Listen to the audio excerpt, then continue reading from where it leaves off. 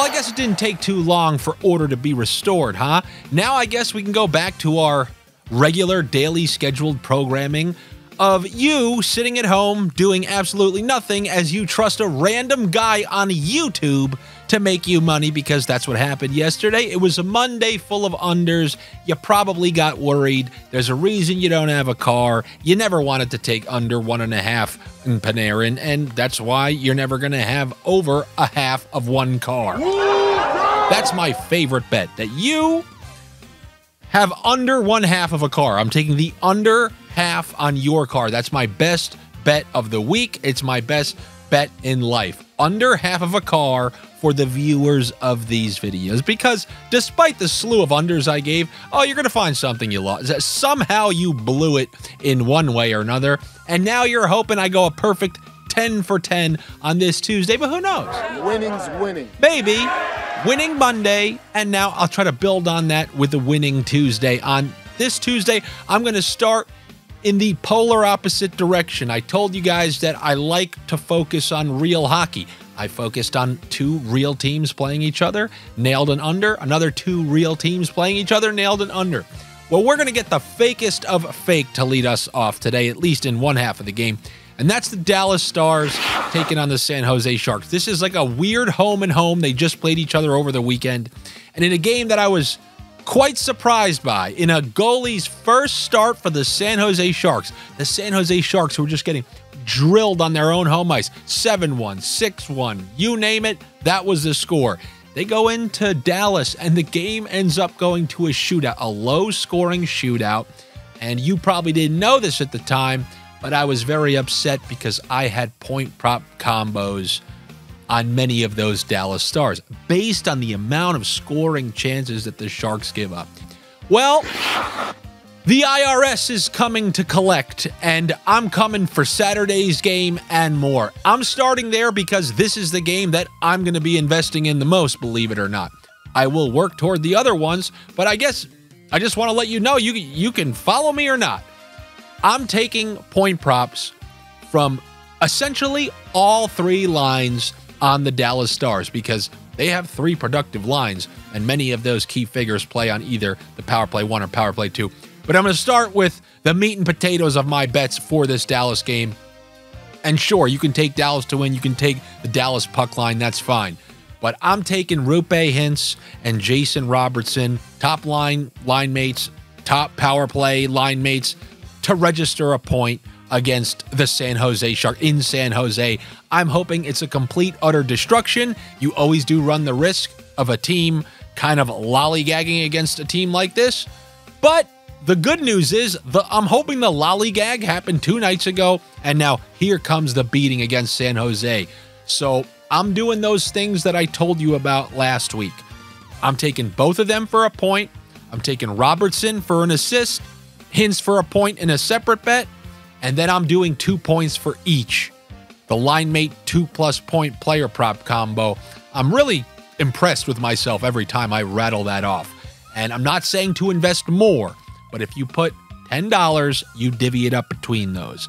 Okay? 6 of the 10 on each for a point, then another 2 on the Robertson assist, Hintz point, and then the rest on both of them for 2 points each. So that's where I'm going there, and I also do like the over 6 in that game. You want a variation of everything I just said? -1.5 for the Stars, the over 5.5 because a 4-2 gets you there, and then I'm going to do a point for both of those guys. Or if on your website, you can't really manipulate all those, but you can take one, then I'll do a point for Hintz because it's a better value.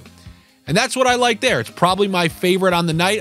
I'm putting my faith in the Dallas Stars against a bad team. You know that's typically not where I focus my energies, although we did hit those McKinnon points last night against the Chicago Blackhawks, along with the Lehkonen assist that he got later in that game. One of the parlays that I was able to smack for you guys yesterday. So moving on from there, where do you want to go? Do you want to talk about unders once again? You want me to try to find a couple unders for you? How about we look at some unders, but in a very specific fashion? The Nashville Predators. People complain that they canceled that U2 concert in the Sphere. Well, It's interesting. I think maybe a lot of you guys need this at home. A little bit of discipline. What is discipline? Well, if you're not a winning organization, you're not getting the U2 trip. You're going to parlay everything together. You're not going to have your car. So if you're not going to be disciplined, you're not going to win. They've started playing disciplined, and they've ripped off every single win, including great wins like holding Colorado to 2.5 or under 2.5. What did they score? 1 or max 2 the other night? These aren't easy wins that they're getting, and they're getting more impressive. And Saros is finding his form from last year. This is kind of what he did last year. He went nuts towards the back third of the season. So what I'm going to do is I'm going to go with the Nashville Predators and the under 7.5 in regulation. That's something that I've been given. Even Nashville Predators in regulation, the 60-minute bet is not too awful if you shop that price around. But I'm going to go with the under 2.5 goals for the Montreal Canadiens. Or on top of all that, you can take Nashville to win, and then you can take Cole Caulfield. I know. I can go down the bench and pick some Alex Newhook, but I'm going to try to really maximize this. I'm going to go under 0.5 point for Cole Caulfield with the Nashville Predators to win. But that was an assortment of them. Do you want me to rip them off quickly for you? I like Nashville to win. I like Nashville and under 7.5 in regulation. I like under 2.5 goals for Montreal as a team total.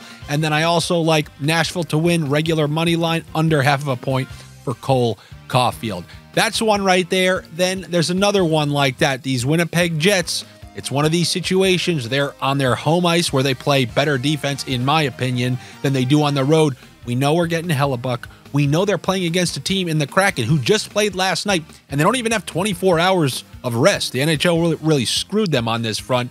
They pulled Wenberg out of the lineup yesterday for trade-related reasons, so that's already a throwing in of the towel. I think Winnipeg's a good bet here. I wouldn't mind that same exact thing that I just said. Regulation win, under 7.5, and also the under on 2.5 goals for the Seattle Kraken. But I think you get the gist of what I like with those two games. I love how they're playing. They're a defensively reliable team at the moment. They're both on their own home ice, and I kind of like the both of them. And if you put just Nashville and Winnipeg to win together, that's probably plus money, correct? I don't know. I'm sure you can figure it out. You've got nothing to do. You can experiment with it. And those are a couple games right there. Then we're going to go to a team. You can skip this if they've screwed you or not screwed you. But the New York Islanders, the proud winners of the last 3 in a row, not the easiest games either. And they're playing the Blues, who they played a couple weeks out. They got shut out in St. Louis. Now, if you look at the Islanders' metrics, if you look at the data on them, they're holding teams down in terms of the quality scoring chances that they're getting against. Now, the other night, we did see them blow leads in Detroit, but they waxed Boston. They've stayed at home. They've been waiting. They obviously need these games in the playoff race. And then they're getting St. Louis, who played last night. Exhausting, tough game against Philadelphia. Went to a shootout. Binnington played. So they're sending the backup in against the Islanders, who are playing confidently. I will say right now, the Islanders are a team who can screw you all over the place. We got one storm moving in. That team played last night. Exhausting game. Back up. Another one. A hot team waiting at home. Let's see if Patrick Roy can continue to motivate these guys, because this is a nice little run that they're on. And they've made the stacked top line that I've mentioned in previous videos.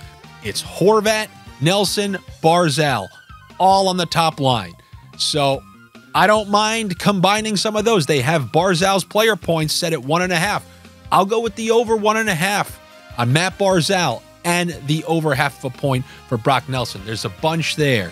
Those are my assortments that I like on the Islanders game. I like the Islanders to win.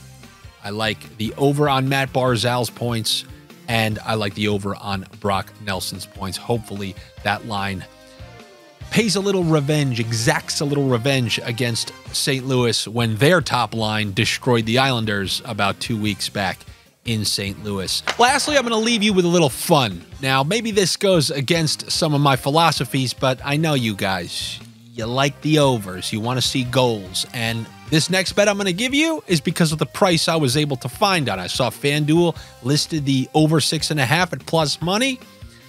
anytime you're getting the Edmonton Oilers, I think that's a relatively, not a safe bet, but you got a good chance at it. The Oilers, you know their ruckus potential is relatively high when you think about Boston.